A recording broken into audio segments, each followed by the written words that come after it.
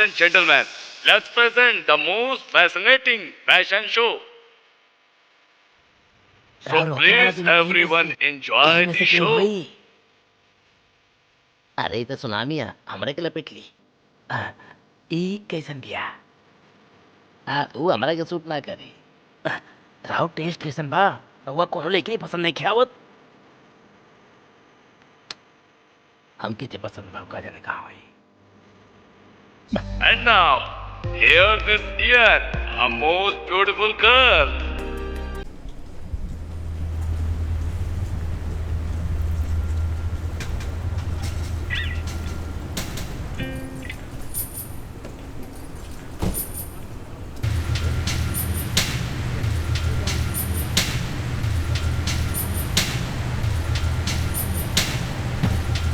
ना रे एक लड़की के देखे से पहले तू सुपरमैन बाड़ा और देखे के बाद फिसल गईला त स्पाइडरमैन। अगर वो लड़की से एंगेजमेंट हो गई तो वो जेंटलमैन और वो लड़की से शादी हो गई तो वो वॉचमैन। अबे तू एजा से तू अभी एगो डावरमैन बाड़ा, प्यार मत करिए रे।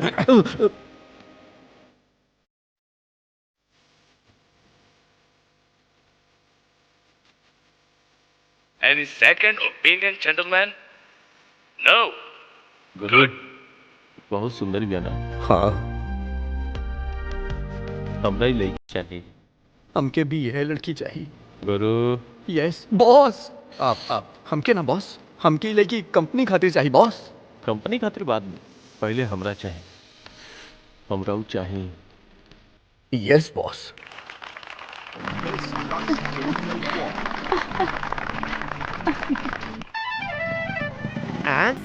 अरे रुकी रुकी रुकी रुकी, कैसे मिले के बा? सीमा से मिले के बा। तू सीमा के बाड़ा? हम सीमा के दादा बनी। सकल से हम तो नहीं के पागल लगा था नहीं। कौने काम से आइल बिया पहले ही बताई। सीमा के दादा बजले बाड़े यार। वॉचमैन ओकरा के आई दी। हाय हाय यहाँ कैसे? आप हमके भूलनी ना। ना बिल्कुल ना भूलनी। अरे वाह, यह स्माइल बहुत खूबसूरत लागेला, यही खातिर तो आप शो के भी जीत लेनी। थैंक्स। आप ये सब मॉडलिंग वगैरह कैसे करेली? Just a dream. It's good. अब हम आपके अपन फ्रेंड से इंट्रोड्यूस करावे चाहत बानी। से हाय। हाय। ये आपसे कुछ पूछे चाहत बा। पूछा? अगर आप चाटा ना मारब तो ये आपसे कुछ सवाल करे चाहत बा। ओके पूछा। आज रात के हमनी दोनों डिनर पे जा सकेली का प्लीज?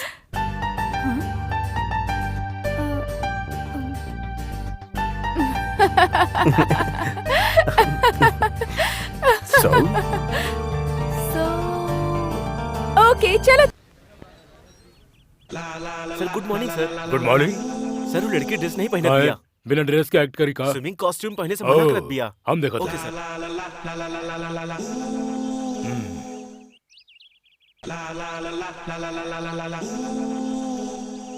सीमा ये तो ड्रेस है हिला।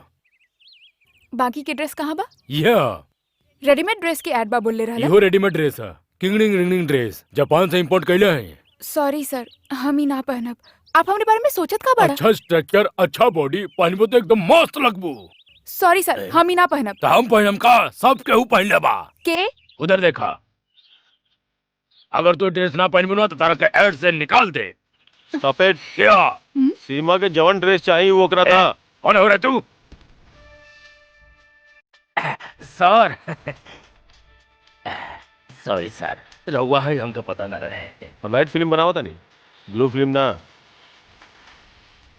वो हमनी के मॉडल भी है। सीमा के जौन पसंद बा सिलेक्ट करके ऐड बनावा। ठीक बा सर। पैकअप सर पैकअप तो डायरेक्टर बोलेला ना। प्रोड्यूसर भी बोल सकेला। ओ प्रोड्यूसर भी पैकअप बोल Okay. सकेला। I am extremely sorry Seema.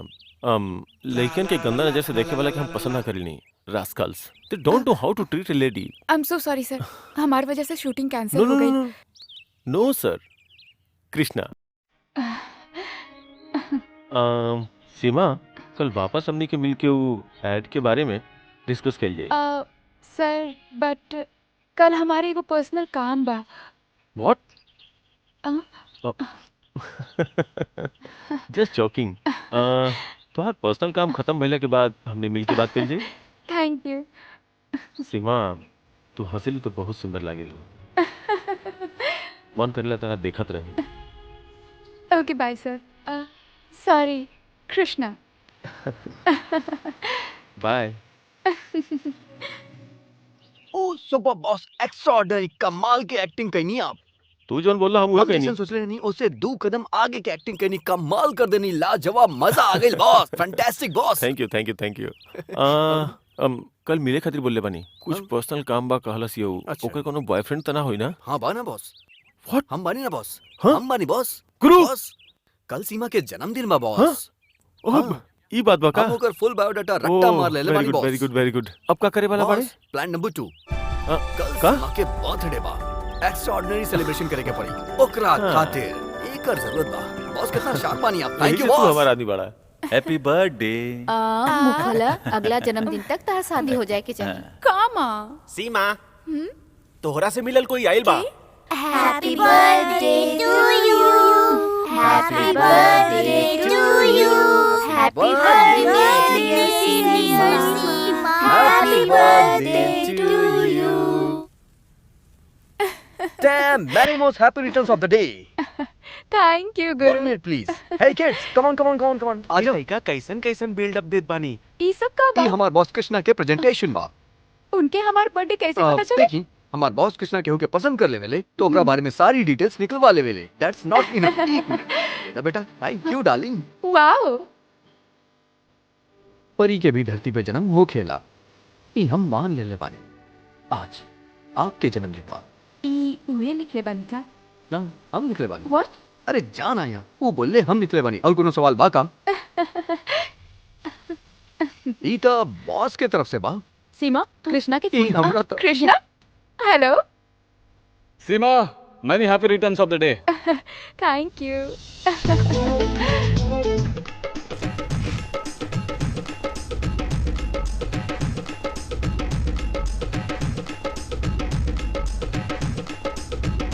Master आप क्लास के सब लोगन के लेके कहाँ जाता नहीं बतावत बानी आज हम आप लोग के सिखावे वाला बानी हाथ से आसन बुजुर्ग लोग कहले बाड़े दिल खोल के हंसे से बीमारी भाग जाला ए लिए हमनी के हंसे के बजाय रास्ता में आए जाए वाला लोग हमनी के देखकर हंसी तो उन लोग के भी बीमारी चल जाए और यही खातिर हम तोहनी लोग के यहाँ लेके आयल बानी हंसी का डॉक्टर भाई एक्शन के डॉक्टर बा दुनिया के डॉक्टर सुपर डॉक्टर अरे ना ना ना आपन जान के खतरा में डाल के अभिनय करे वाला जैकी चैन आपन नाम के आगे कोनो उपाधि ना लगाइल तो हम ये सब कैसे लगा सकेनी सब लोग हंसा दिल खोल के हंसा मन से हंसा जब तक हम स्टॉप ना बोली तब तक हंसते रहा हम जैसे हंसब वैसे तू लोग भी हंसिया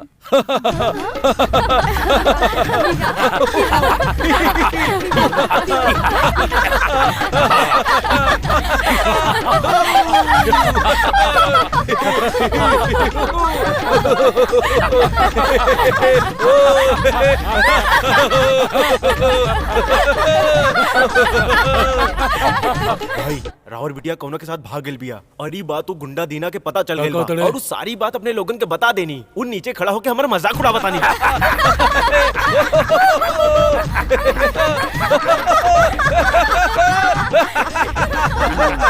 मालिक आपके भाई बहुत कमीना बिया जायदाद के मामला वाला केस आप कोर्ट में हार गए बिया और आपके भाई जीत गए ओकरा आदमी राउर घर के सामने आके मजाक उड़ावता नहीं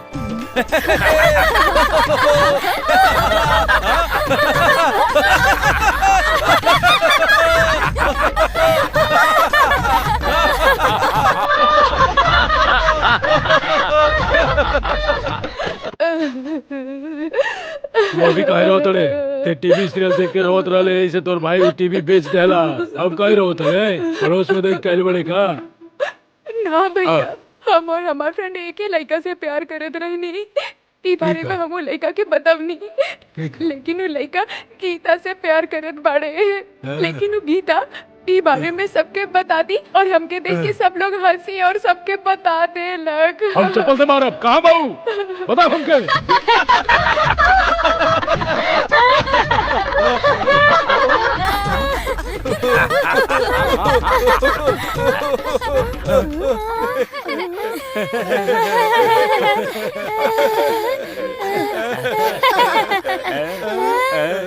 भैया आप इनके मारो कि हम इनके मारे। जो हम बात करते हैं सिर्फ इस्माइल प्लीज बोले वाला फोटोग्राफर के मार देने और तो हमारे बहन के लिए आके अपने गांव में इज्जत करे। हाँ हम इसे बर्दाश्त ना करो। बहन तो चिंता मत करो। मारा करा के छोड़िए मत। कृष्णा आप बहुत जल्दी बहुत सारी कंपनियों के साथ टाई अप कर ले बड़ा। Yes uncle. राउर दामाद नई कंपनी के बड़ा पसंद करता ने। Thank you.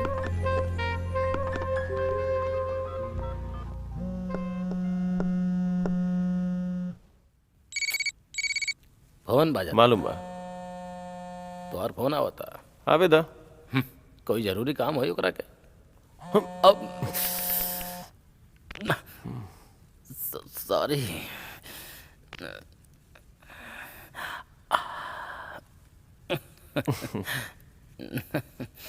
Hello, this is for you. Guru Krishna ही बोले रहला ना। बॉस एगो जरूरी मीटिंग में बाड़े। गुस्सा आवत बना आपके, हमके भी लागत रहे कि आपके गुस्सा आवत हुई। गुस्सा आपके जायज बा। जब तक आपके गुस्सा कम हुई हम अकाउंट्स के काम कर लेत बानी।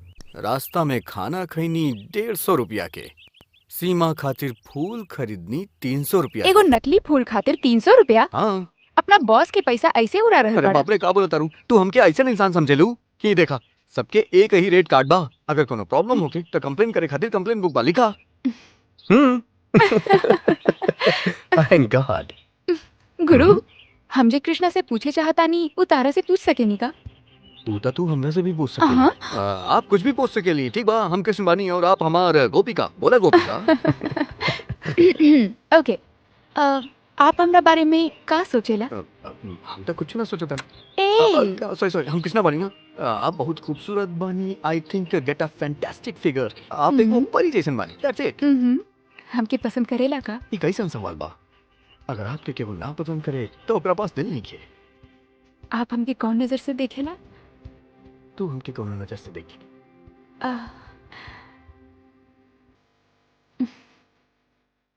आई लव यू।